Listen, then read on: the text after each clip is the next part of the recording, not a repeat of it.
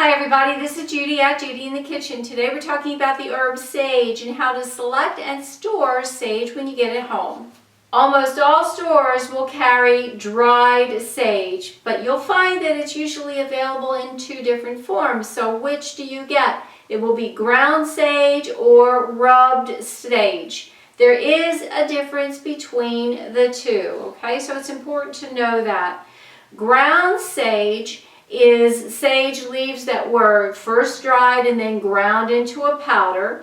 Rubbed sage would be sage leaves that were first dried and then rubbed and it becomes a light, fluffy, powdery form. The difference is important because ground sage does not hold its flavor as well as rubbed sage when you're using them in cooking dishes. So if you plan to cook with your dried sage, you may want to opt for the rubbed sage version rather than ground sage. Now, if you're using them in a fresh dish or smoothies or what have you, or if you plan to use them soon after you buy them, the ground sage may be perfectly fine for you. So you just need to know what your application is going to be, and that may sway you toward the ground or the rubbed, whichever you need. A lot of stores do carry some fresh herbs in the produce department, and a lot of people will prefer the flavor of fresh herbs over dried. So if you are in that category and you want some fresh herbs, look for fresh sage in the produce department and hopefully you'll find some. When you're looking for fresh sage, obviously you want it to look fresh and healthy and a pretty dusty green color, and it should be free from dark spots, no yellowing in there as well.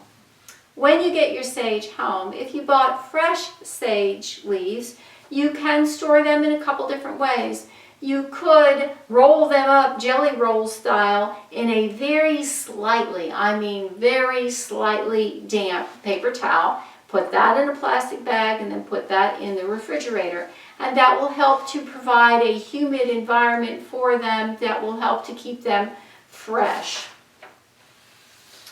If the stems of your fresh sage are long enough, you could peel off just the bottom leaves near where the cut end is and then place them in a little bit of water, just a little bit, so the ends can get a drink, and that will help to keep them fresh. You could put them in the refrigerator that way, or you could put them on your kitchen counter that way as well. Change that water every day or two to keep it from getting cloudy and icky, and that will help to keep the herb fresher for you that way. And you do want to use that up relatively quickly. And your dried sage, when you're storing that, you want to keep that in a pantry, cool, dry place away from heat and sunlight.